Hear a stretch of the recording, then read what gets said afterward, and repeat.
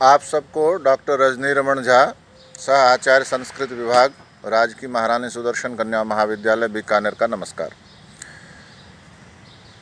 हमने कल एक तो यह पढ़ा था कि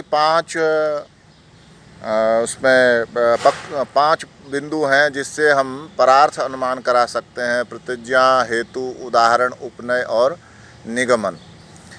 जैसे कहा था कि पर्वत आग वाला है, यह प्रतिज्ञा हो गई। धुएं वाला होने के कारण यह हेतु हो गया। और जहाँ जहाँ धुआं है वहाँ वहाँ आग है, जैसे रसोई घर, तो यह उदाहरण हो गया। और यह भी वैसा ही है, उपनय हो गया, और इसलिए यह आग वाला है। ऐसा ही है का मतलब धुएं वाला है, इसलिए यह उपनय हो गया, और इसलिए यह आग वाला है, यह निगमन हो गया। इसके बाद यह हमने पढ़ा था कि लिंग परामर्श कहेंगे, क्योंकि धुएं के कारण ही हमने यह अनुमान लगाया है, परामर्श किया है कि यहाँ पर आग है, तो इसलिए इसको लिंग परामर्श कहते हैं। ठीक है। अब फिर ये कहा कि लिंग 3 प्रकार के होते हैं: अन्वय व्यतिरेकी, केवलान्वयी, केवल व्यतिरेकी। उसमें से अन्वय व्यतिरेकी को हमने ऐसे पढ़ा कि अन्वय से जिसका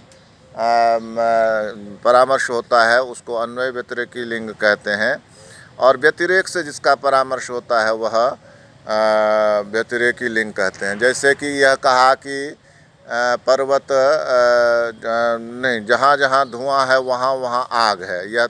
यत्र धूमस्तत्र अग्नि, जहाँ धुआं है वहाँ आग है। जैसे महानस में, रसोई में, बिल्कुल सही बात है, जहाँ धुआं है वहाँ आग है। अब इसको पलट दिया कि जहाँ आग नहीं है वहाँ धुआं भी नहीं है, तो इसको पलट दिया। तो चूँकि इसमें नहीं आ गया, जहाँ आग नहीं है वहाँ धुआं भी नहीं है, इसलिए इसको व्यतिरेकी लिंग कहा। यहाँ तक कल हमने पढ़ लिया था। जैसे कि महाह्रद में बताया था कि बहुत बड़ा सरोवर है, उसमें आग नहीं है तो उसमें धुआं भी नहीं है, यह हमने पढ़ा कल। तो इस तरह से हमने व्यतिरेक व्याप्ति भी पढ़ ली। अब कहते हैं अन्वय मात्र व्याप्तिकम केवलान्वयी। अन्वय मात्र से ही जिसकी व्याप्ति है उसको केवलान्वयी कहते हैं। केवल सकारात्मक अन्वय से ही जिसका हो। जैसे उदाहरण से आपको स्पष्ट होगा कि घटो विधेय प्रमेयत्वात् पटवत, कि घड़ा जो है वह अभिधेय है। जो घड़ा है वह अभिधेय है। अभिधेय मतलब उसका नामकरण किया जा सकता है। तो कैसे? तो प्रमेयत्वात्, उसको सिद्ध किया जा सकता है। पटवत, जैसे कि कपड़े को, कपड़ा है तो हम देखते हैं कि इसमें एक धागा बाएं से दाएं जा रहा है, एक धागा ऊपर से नीचे जा रहा है, या पलट दो, दाएं से बाएं जा रहा है या नीचे से ऊपर जा रहा है, तो हम समझते हैं कि ये धागे से बनी हुई वस्तु है, इसको वस्त्र कहेंगे, पट कहेंगे। तो ये नाम हमने दे दिया। उसको प्रमेयत्वात् कहते हैं, जिसको हम सिद्ध कर सकें। कहेंगे भाई कपड़ा कैसा है, तो कपड़ा जो है देखिए उसमें एक धागा ऊपर से नीचे होता है, एक धागा बाएं से दाएं होता है, इस तरह से कपड़ा बनता है। तो ये उसकी सिद्धि हो गई। धागा ऐसे यहाँ जहाँ तहाँ पड़ा रहेगा तो उसको पट नहीं कहेंगे ना। पट तो तभी कहेंगे जब वो मिला हुआ हो। जैसे मैंने कमीज़ पहन रखी है तो इसके धागे ऊपर से नीचे हैं, बाएं से दाएं हैं, इस तरह से, तो इसलिए इसको वस्त्र कहते हैं। लेकिन अगर इसके सारे धागे खुल के इधर उधर बिखर जाएंगे तो इसको वस्त्र कहेंगे? नहीं कहेंगे। तो वस्त्र को सिद्ध हम कर सकते हैं कि ये वस्त्र है, तो इसी को कहते हैं प्रमेयत्वात्। तो उसी तरह से घड़े को भी सिद्ध कर सकते हैं। तो चूँकि पट को सिद्ध कर दिया और उसका एक नाम दे दिया, क्या? कि पट है।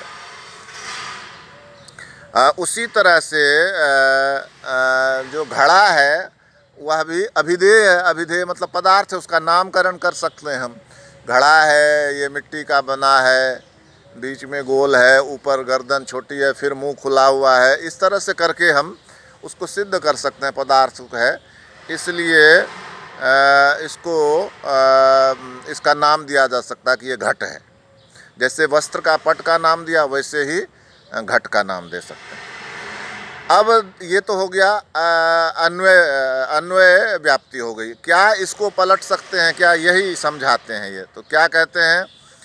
अत्र प्रमेयत्वाभिधेयत्वयोर व्यतिरेक व्याप्तिर्नास्ति सर्वस्यापि प्रमेयत्वात् अभिधेयत्वात् इति, कि यहाँ पर जो अन्वय व्याप्ति है इसका अत्र प्रमेयत्वाभिधेयत्वयोर व्यतिरेक व्याप्ति नास्ति, प्रमेयत्व और अभिधेयत्व में व्यतिरेक व्याप्ति नहीं हो सकती। या नहीं कह सकते कि घड़ा जो है पट जो है वह प्रमेय नहीं है, घट जो है वह प्रमेय नहीं है इसलिए वह अभिधेय नहीं है, ये संभव ही नहीं है।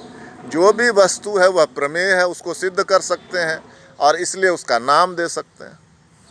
तो जो प्रमेयत्व, अभिधेयत्व और प्रमेयत्व है इसकी व्यतिरेक व्याप्ति नहीं हो सकती, इसको समझिए। जैसे कहा ना कि घड़ा अभिधेय है, घड़े का नामकरण कर सकते हैं, घड़ा पदार्थ है क्योंकि उसको सिद्ध किया जा सकता है। अब ऐसे यदि कहें कि जिसको सिद्ध नहीं किया जा सकता उसका नामकरण नहीं हो सकता, यह व्यतिरेक व्याप्ति नहीं हो सकती, क्योंकि सभी वस्तुओं की को सिद्ध कर सकते हैं और सभी वस्तुओं को का नामकरण कर सकते हैं। वस्तु यदि है तो, वस्तु नहीं है तो अलग बात है। यहाँ इसीलिए कहा घट का, ये नहीं कहा कि सर्वम अभिधेयम प्रमेयत्वात्, ऐसा नहीं कहा। घटोभिधेय, घट है वो वस्तु है।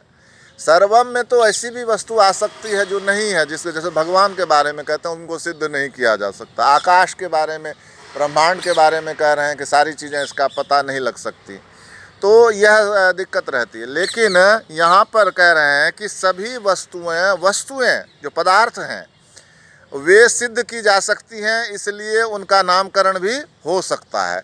यह नहीं कह सकते कि वस्तु प्रमेय नहीं है इसलिए नामकरण नहीं हो सकता। वस्तु जैसे ही कहा हमने वह प्रमेय हो गया, उसको सिद्ध कर सकते हैं। कोई भी वस्तु उठा लीजिए, जैसे ये पुस्तक है तो ये वस्तु है, तो ये पुस्तक है, ये इतनी लंबी है, इतनी चौड़ी है, इसका नाम है विज्ञान शाकुंतलम है, इसमें पन्ने हैं, इसमें कवर पेज है, इसके अंदर अक्षर होगा, इस तरह से इसको सिद्ध कर सकते हैं। तो वस्तु कोई भी है उसको सिद्ध कर सकते हैं, और जब उसको सिद्ध कर सकते हैं तो उसका नामकरण भी हो सकता है। कुछ भी नाम होगा, नामकरण ऐसे ही हुआ होगा शुरू के समय में, और आज भी हम नई नई चीज़ें आती हैं तो उसका नामकरण करते हैं। मोबाइल में कितने सारे जो फंक्शंस आ गए, कितने सारे ऐप आ गए, उनका नामकरण करते ही हैं ना। तो ऐसे ही चूँकि उनको यदि हम कोई ऐप आ गया, मान लीजिए ऐप आ गया और ये ऐप इस तरह से काम करता है, यही उसकी सिद्धि है, यही उसका प्रमेयत्व है। अब यदि हम उसका नाम नहीं देंगे तो बहुत बड़ा गड़बड़ हो जाएगी। हम किसी को बताएंगे कैसे कि आप इस ऐप पर जाइए? तो इस ऐप पर जाने के लिए उसका कोई नामकरण करना पड़ेगा कि इस ऐप पर जाना है, आपको वेबमैक्स पर जाना है या व्हाट्सएप पर जाना है या टेलीग्राम पर जाना है, जो भी है, तो वो नामकरण करना पड़ेगा। तो जो भी वस्तु जिसको हम सिद्ध कर सकते हैं उसका नामकरण अवश्य होता है, इसलिए इसकी व्यतिरेक व्याप्ति नहीं हो सकती, इसकी केवल अन्वय व्याप्ति हो सकती है कि घड़ा अभिधेय है, प्रमेय है,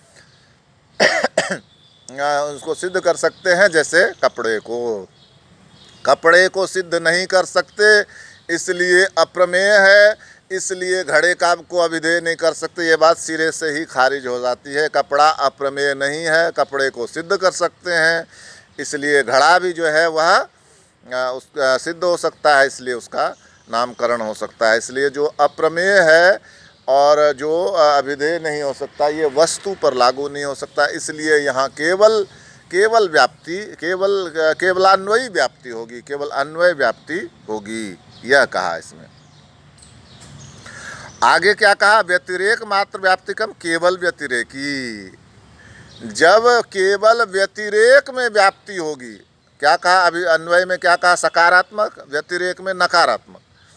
तो जब केवल व्यतिरेक में व्याप्ति होगी तब उसको कहेंगे केवल व्यतिरेकी। यथा पृथ्वी तरेभ्यो भिद्यते गंधवत्वात्, यदि तरेभ्यो न भिद्यते न तद गंधवत्, यथा जलम न चेयम तथा तस्मान् न तथा इति। बहुत ही ध्यान देकर समझने वाली बात है, तभी समझ में आएगी कि पृथ्वी दूसरों से अलग है।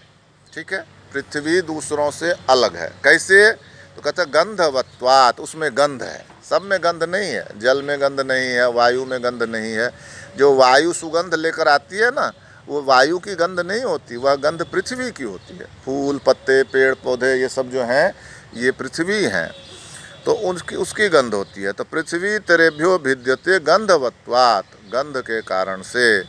यदि तेरेभ्यो न भिद्यते न तद्गंधवत यथा जलम, जो दूसरों से अलग नहीं है, न तद्गंधवत, वह गंध युक्त नहीं है, यथा जलम, जैसे जल। न चेयम, तथा यह पृथ्वी ऐसी नहीं है, तस्मात् न तथा, इसलिए यह जल नहीं है। क्या कहा, फिर से समझिए इसको। जो जल है, क्या कहा, यदि तेरेभ्यो न भिद्यते, जो दूसरों से अलग नहीं है, न तद्गंधवत, वह गंधवान नहीं है, यथा जलम, जैसे जल।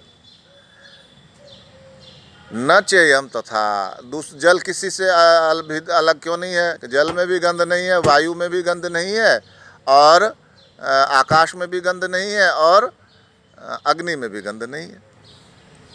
हो गया ना, तो सब एक जैसे हो गए ना। लेकिन ये पृथ्वी से अलग है, पृथ्वी में गंध है, पृथ्वी इन सब से अलग है। तो कहते हैं कि जो गंधवत नहीं है, जो दूसरों से अलग नहीं है, वह गंध युक्त भी नहीं है, जल।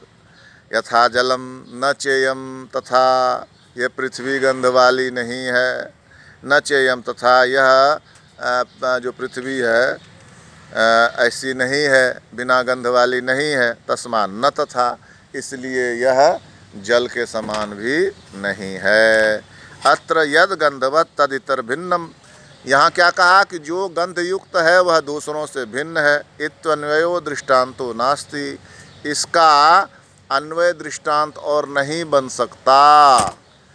पृथ्वी मात्र से पक्षत्वात्, केवल पृथ्वी मात्र में ही इसका पक्ष है, इसलिए इसका अन्वय दृष्टांत नहीं बन सकता। जैसे कहा कि पृथ्वी दूसरों से यद गंधवत तद अन्वय दृष्टांतो नास्ति, पृथ्वी मात्र से। जो कहा कि यद गंधवत तदितर भिन्नम, जो गंधयुक्त है वह दूसरे से अलग है। इत्वन्वय दृष्टांतो नास्ति, इसका अन्वय दृष्टांत नहीं बन सकता। जो गंधवत है वह दूसरों से अलग है, इसका अन्वय दृष्टांत नहीं बन सकता। अन्वय दृष्टांत नहीं बनने का मतलब क्या? उदाहरण देंगे। जो दूसरों से भिन्न है, जो गंध युक्त है वह दूसरों से भिन्न है। जो पृथ्वी है वह दूसरे से भिन्न है, इसका अन्वय दृष्टांत क्या हो सकता है? कि जैसे जल, तो यह जो उदाहरण दिया, पृथ्वी त्रेभ्यो विद्यते, उदाहरण का अर्थ याद है आपको? उदाहरण क्या होता है? उदाहरण याद करिए कि जहाँ जहाँ धुआं है वहाँ वहाँ आग है। जैसे कि किसमें?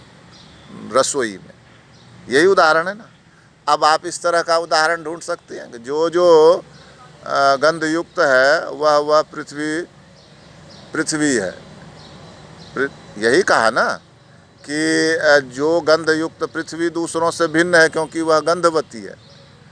तो जो गंध युक्त है वह पृथ्वी गंध युक्त है, पृथ्वी दूसरों से भिन्न है क्योंकि वह गंध युक्त है। अब इसका अन्वय उदाहरण, जो गंध युक्त है वह पृथ्वी है, जैसे इसका उदाहरण कहाँ मिला? कहीं नहीं। जैसे कहा ना, जहाँ जहाँ धुआं है वहाँ वहाँ आग है, जैसे रसोई घर। ऐसे ही आप बनाइए, जो पृथ्वी है वह सब गंध युक्त है कोई उदाहरण? नहीं है ना। उदाहरण ये बनेगा कि जो गंध युक्त नहीं है वह पृथ्वी से भिन्न है, जैसे जल। उदाहरण ये बनेगा कि जो गंध युक्त नहीं है वह पृथ्वी से भिन्न है, जैसे कि वायु। तो अन्वय का उदाहरण नहीं बना ना, वो किसका उदाहरण बना? व्यतिरेक का उदाहरण बना। अन्वय दृष्टांत नहीं बना, इसका व्यतिरेक का दृष्टांत बना। इसीलिए कहा कि यह केवल व्यतिरेकी है। यद इतरेभ्यो न विद्यते न तद्गंधवत, जो दूसरों से अलग नहीं है वह गंधयुक्त नहीं है। जैसे कि जल, और जल जो है वह वायु के समान है क्योंकि गंध उसमें भी नहीं है। जल जो है वह आकाश के समान है क्योंकि गंध उसमें भी नहीं है। वायु जो है वो आग के समान, अग्नि के समान है क्योंकि गंध उसमें भी नहीं है। लेकिन पृथ्वी सबके समान नहीं है। पृथ्वी गंध युक्त है, इसलिए वह दूसरों से भिन्न है। तो जो जो गंध युक्त है वह दूसरों से भिन्न है। जैसे कि, तो जैसे कि ये उदाहरण जैसे ही हम लेंगे, जल, जल में गंध है ही नहीं, तो अन्वय उदाहरण बनेगा ही नहीं, अन्वय दृष्टांत बनेगा ही नहीं। दृष्टांत क्या बनेगा? जो जो गंधहीन है, गंध जिसमें जिसमें गंध नहीं है वह पृथ्वी से भिन्न है। जैसे कि जल, या जो जो दूसरों से अलग नहीं है, हाँ बल्कि यही सही है, जो जो दूसरों से अलग नहीं है उसमें गंध नहीं है। जैसे कि जल, जो जो दूसरों से भिन्न नहीं है उसमें गंध नहीं है। जैसे कि अग्नि, जो जो दूसरों से भिन्न नहीं है उसमें वो पृथ्वी नहीं है। जैसे कि वायु। तो ये सब के सब व्यतिरेकी दृष्टांत बन रहे हैं, इसलिए इसको केवल व्यतिरेकी कहेंगे। और ये इसलिए अन्वय दृष्टांत नहीं है कि पृथ्वी मात्रस्य पक्षत्वात्, केवल मात्र गंध जो है वह पृथ्वी में ही है, इसीलिए इसका अन्वय उदाहरण नहीं बनेगा, व्यतिरेक उदाहरण ही बनेगा। महानस में क्या हुआ, अग्नि में क्या हुआ कि जहाँ जहाँ धुआं है वहाँ वहाँ आग है। जैसे कि महानस, तो खाली महानस नहीं है, बहुत सारे उदाहरण आपको मिल सकते हैं कि जहाँ जहाँ आग है, चिमनी में है, भट्टी में है, सब जगह है। तो इस तरह से उसका अन्वय उदाहरण मिलता है। लेकिन इसमें नहीं होगा क्योंकि गंध जो है वह केवल मात्र पृथ्वी में है, इसलिए इसका केवल व्यतिरेकी दृष्टांत मिल सकता है। इसलिए यह इसको केवल व्यतिरेकी कहा गया। तो यहाँ तक हमने पढ़ा, शेष हम आगे पढ़ेंगे।